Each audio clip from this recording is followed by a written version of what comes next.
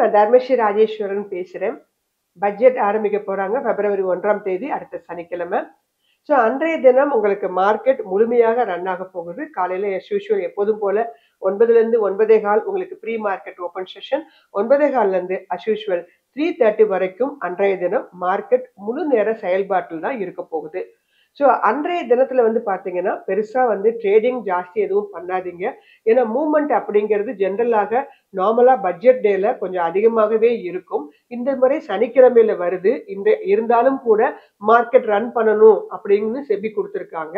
So அன்றைய தினம் நம்மளுடைய நேயர்கள் மார்க்கெட்டை உன்னிப்பாக பாருங்க, வாட்ச் பண்ணுங்க. ஆனா பெரிய லெவல்ல வால்யூம் 1000 ஷேர் 5000 ஷேர் அந்த மாதிரிலாம் பெருசா எதுவும் எடுக்காதீங்க. ஏன்னா அன்றைய தினம் மார்க்கெட்டுடைய செயல்பாடு என்பது நம்முடைய கட்டுப்பாட்டுல கிடையாது. ஒன்று. இரண்டாவதாக ஆப்ஷன்ஸ் ட்ரேடிங் பண்றவங்க அப்படிங்கிறது பெரும்பாலும் இந்த பட்ஜெட்டை ஒட்டி அடுத்த வரக்கூடிய வாரங்கள்ல ஆரம்பிச்சிடுவாங்க. ஸோ அதனால ஆப்ஷன்ஸ் ட்ரேடிங் பண்றவங்களும் கூட கால் ஆப்ஷன் புட் ஆப்ஷன் ரெண்டையுமே கையில எடுத்துக்கோங்க. ஸோ ரெண்டுமே கையில வச்சுக்கிட்டு ப்ராப்பரா அதை என்ன பண்ணுங்க, உங்களுடைய ஃபினான்ஷியல் அட்வைசர் ஹெல்ப்போட அதை வந்து ட்ரேட் பண்ணுங்க. ஏன்னா அன்றைய தினம் அவங்க சொல்லக்கூடிய விஷயத்துக்கு தகுந்த மாதிரி உங்களுக்கு ஆப்ஷன்ஸ் ட்ரேடிங்ல வேணா ஓரளவு ப்ராஃபிட் வரலாம். இருந்த போதிலும் ஆப்ஷன்ஸ் ட்ரேடிங் கூட ஹை வேல்யூம் எடுக்காதீங்க.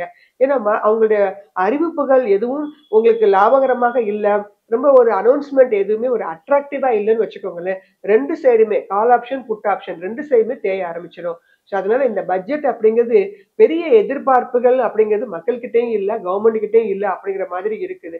ஸோ அப்படி இருக்கும்போது இந்த பட்ஜெட்டை நம்பி ட்ரேடிங் பண்றேன் அந்த மாதிரி விஷயங்கள்ல நம்மளுடைய நேயர்கள் இறங்கி பெரிய பிரச்சனைகள்லாம் எதுவும் எடுத்துக்காதீங்க. அன்னைக்கு வந்து பெரிய லெவல் லாபமும் வரும், பெரிய லெவல்ல நஷ்டமும் வரும். அப்படிங்கிறதுனால சிறு முதலீட்டாளர்கள் அன்னைக்கு ஜஸ்ட் நம்ம வாட்ச் பண்ணி நம்ம தெரிஞ்சுக்கலாமே தவிர பெரிய லெவல்ல ஈடுபட வேண்டாம்னு என்னுடைய ரெக்வெஸ்டா நான் வந்து வைக்கிறேன். இந்த பட்ஜெட் போது நிறைய அனௌன்ஸ்மெண்ட் கொடுப்பாங்க. கேபிட்டல் எக்ஸ்பெண்டிச்சர், நிறைய நிதி ஒதுக்கீடுகள் என்ன பண்ணுவாங்க, கண்டிப்பா வெளியிடுவாங்க. அதே மாதிரி வரி விதிப்புகள், வரி சலுகைகள் இந்த மாதிரி விஷயங்கள் தான் ஜென்ரலா பட்ஜெட் வரவு செலவு அப்படிங்கிறது. ஸோ வரி விதிப்புகள் இந்த முறை கொடுக்காம இருந்தா நல்லா இருக்கும். ஏன்னா ஏற்கனவே நிறைய கொடுத்துட்டாங்க. ஸோ இந்த முறை என்ன பண்ண போறாங்க அப்படிங்கிறது தான் நம்மளுடைய எதிர்பார்ப்பு. அதை நம்ம பட்ஜெட் போது தனியா பார்த்துக்கலாம். இந்த பட்ஜெட்டுக்கு முன்னாடி ஜென்ரலா ஒவ்வொரு வருஷமும் அவங்க என்ன பண்ணிட்டு இருந்தாங்க, அதை வைத்து என்னென்ன செக்டர்ஸ் வந்து கொஞ்சம் ஏறுவதற்கான வாய்ப்புகள் உண்டு. அதுல இருக்கக்கூடிய சில முக்கியமான கம்பெனிஸ் வந்து நான் உங்களுக்கு சிலவற்றை தர வந்திருக்கேன். இது எப்போதும் போல என்னுடைய சாய்ஸ் தான். நீங்க உங்களுக்கு பிடிச்ச கம்பெனிகள் ஏதாவது வச்சிருந்தீங்க அப்படின்னா நீங்க வாங்கி வச்சுக்கிட்டீங்கன்னா பட்ஜெட் அனௌன்ஸ்மெண்ட் முடிஞ்ச பிறகு நமக்கு வந்து இது ஒரு ப்ராஃபிட்டபிளா இருப்பதற்கு வாய்ப்புகள் இருக்கு. அல்லது ப்ரீ பட்ஜெட் ரேலி அந்த எதிர்பார்ப்புல ஏறி நமக்கு ஓரளவு ப்ராஃபிட்டை கொடுக்கக்கூடிய கம்பெனிகளாகவும் இது மாறக்கூடியது. அதனால இந்த செக்டர்ஸ் எல்லாமே பாத்தீங்கன்னா என்னுடைய தனிப்பட்ட சாய்ஸ். இதுல ஒரு ரெண்டு விட்டு போயிருக்கலாம். நேயர்கள் அதை நீங்க கமெண்ட்ஸ்ல சொல்லுங்க. ஸோ இந்த பட்ஜெட் எப்படி இருக்கும் அப்படிங்கிறதையும் நீங்க கமெண்ட்ஸ்ல சொல்லுங்க. நான் ஒரு ஒரு ஒரு மத்திய தரமான ஒரு பட்ஜெட்டாகத்தான் இருக்கும் அப்படின்னு என்னுடைய எதிர்பார்ப்பு. ஸோ நம்ம இதுல ஃபர்ஸ்ட் பார்க்க போற செக்டர் என்னன்னு கேட்டீங்கன்னா இன்ஃப்ராஸ்ட்ரக்சர்.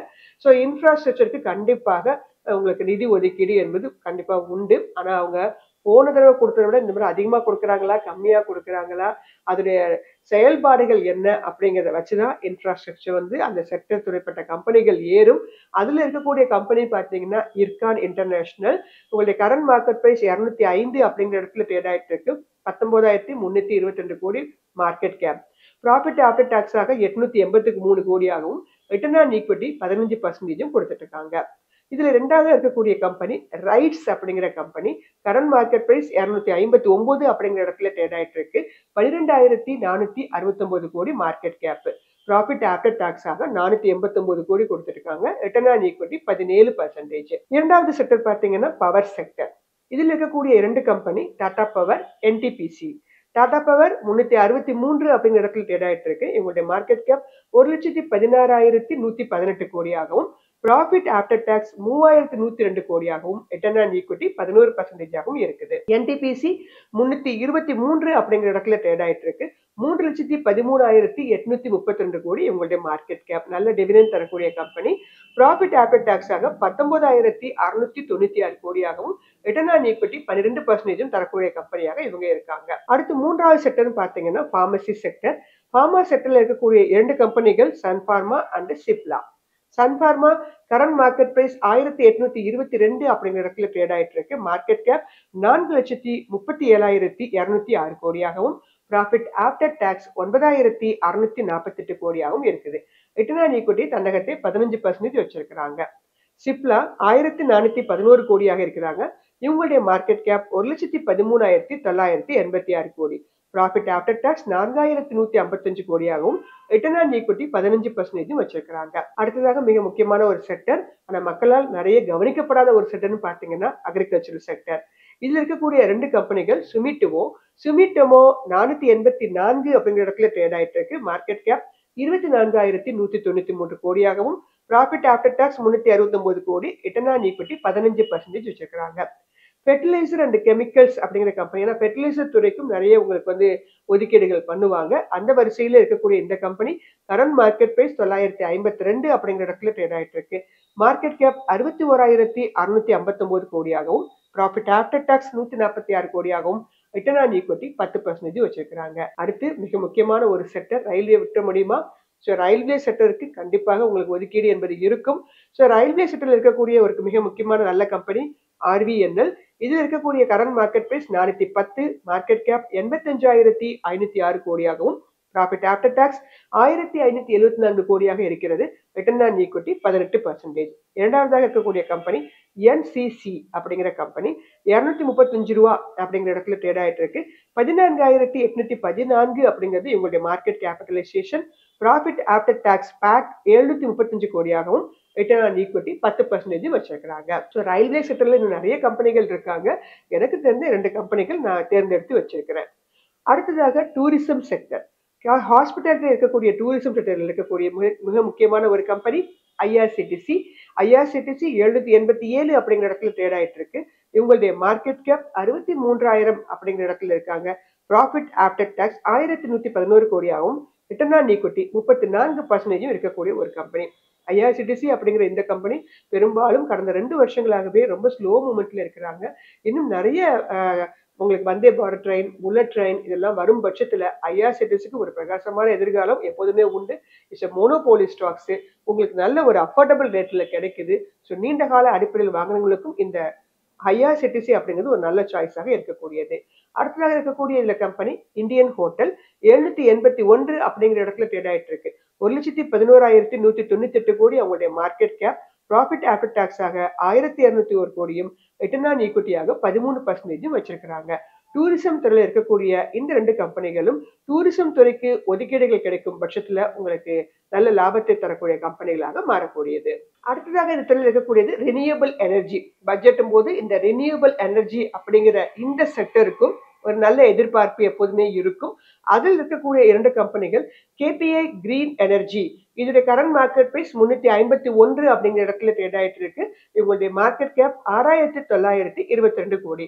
ப்ராஃபிட் ஆஃப்டர் டாக்ஸ் ஆக 161 கோடியும் ரிட்டர்ன் ஆன் ஈக்விட்டியாக 19% வச்சிருக்கிறாங்க. இதுல இருக்கக்கூடிய 2வது கம்பெனி NTPC கிரீன் எனர்ஜி. 112 ரூபா அப்படிங்கிற இடத்துல ட்ரேட் ஆயிட்டு இருக்கு. இந்த கம்பெனியுடைய மார்க்கெட் கேப் 94,644 கோடி. இந்த கம்பெனியுடைய ப்ராஃபிட் ஆஃப்டர் டாக்ஸ் 370 கோடியாகவும் ரிட்டர்ன் ஆன் ஈக்விட்டி 5% வச்சிருக்கிறாங்க. ஸோ ரினியூவபிள் எனர்ஜிக்கு எப்போதுமே ஒரு நல்ல வரவேற்பு உண்டு. பொறுத்திருந்து பார்க்கலாம் இந்த முறை எந்த மாதிரி உங்களுக்கு அவங்க ஒதுக்கீடு பண்றாங்க அப்படின்னு சொல்லிட்டு. அடுத்து 8வது இருக்கக்கூடிய செக்டர் மேனுஃபேக்சரிங் சொல்லக்கூடிய கேபிட்டல் குட்ஸ் செக்டர். அதில் இருக்கக்கூடிய 2 கம்பெனி CG பவர் 620 அப்படிங்கிற இடத்துல ட்ரேட் ஆயிட்டு இருக்கு. 94,871 கோடி அப்படிங்கிறது மார்க்கெட் கேப். இந்த கம்பெனியோட ப்ராஃபிட் ஆஃப்டர் டாக்ஸ் ஆக 1,004 கோடியும் ரிட்டர்ன் ஆன் ஈக்விட்டியாக 30% வச்சிருக்கிறாங்க. அடுத்து 2வது ஹேவல்ஸ் 1,523 அப்படிங்கிற இடத்துல கரண்ட் மார்க்கெட் பிரைஸ் உள்ளது. 95,495 கோடி அப்படிங்கிறது இந்த கம்பெனியுடைய மார்க்கெட் கேப். இந்த கம்பெனியுடைய ப்ராஃபிட் ஆஃப்டர் டாக்ஸ் 1,270 கோடியாகவும் ரிட்டர்ன் ஆன் ஈக்விட்டி 17% இருக்கிறாங்க. 9வது இருக்கக்கூடிய செக்டர் பாத்தீங்கன்னா கன்சியூமர் டியூரபிள்ஸ். இதுல இருக்கக்கூடிய கம்பெனி வோல்டாஸ் 1,456 அப்படிங்கிற இடத்துல கரண்ட் மார்க்கெட் பிரைஸ் உள்ளது. இந்த கம்பெனியுடைய மார்க்கெட் கேப் 48,196 கோடியாகவும் ப்ராஃபிட் ஆஃப்டர் டாக்ஸ் 386 கோடியாகவும் ரிட்டர்ன் ஆன் ஈக்விட்டி 4% உள்ளது. ப்ளூ ஸ்டார் அப்படிங்கிற இந்த கம்பெனியும் இந்த கன்சூமர் டியூரபிள்ஸ் வரிசையில் உள்ளாங்க. இதுல இருக்கக்கூடிய current market price 1,842, market cap 37,891, profit after tax ஆக 413 கோடியும் ரிட்டர்ன் ஆன் ஈக்விட்டி 15% இருக்குது. இறுதியாக பட்ஜெட்ல அதிக எதிர்பார்ப்புல இருக்கக்கூடிய ஒரு மிக முக்கியமான ஒரு செக்டர் டிஃபென்ஸ் செக்டர். டிஃபென்ஸ் செக்டரை பொறுத்த மட்டும் எப்போதுமே நல்ல ஒதுக்கீடு என்பது எதிர்பார்க்கப்படுது. டிஃபென்ஸ் செக்டரும் நல்ல அஃபோர்டபுள் ரேட்ல உங்களுக்கு கிடைச்சிட்டு இருக்கிறாங்க. ஸோ நீண்ட கால அடிப்படையில் வாங்குறவங்களுக்கும் டிஃபென்ஸ் செக்டர் ஒரு நல்ல ரேட்ல கிடைச்சிட்டு இருக்கு. நல்ல ஒரு எதிர்பார்ப்பையும் உண்டு பண்ணியிருக்குது. இந்த முறை எப்படி நிதி ஒதுக்கீடு கிடைக்குது அப்படிங்கிறத வைத்துதான் இந்த டிஃபென்ஸ் செக்டர் மறுபடியும் தன்னுடைய ராலியை தொடங்கும். ஸோ அந்த வரிசையில் இருக்கக்கூடிய நல்ல கம்பெனி பார்த்தீங்கன்னா இந்துஸ்தான் ஏரோநாட்டிக்ஸ் லிமிடெட் 3849 என்ற விலையில கிடைச்சிட்டு இருக்காங்க. இந்த கம்பெனியோட மார்க்கெட் கேப் 2,57,465 கோடி.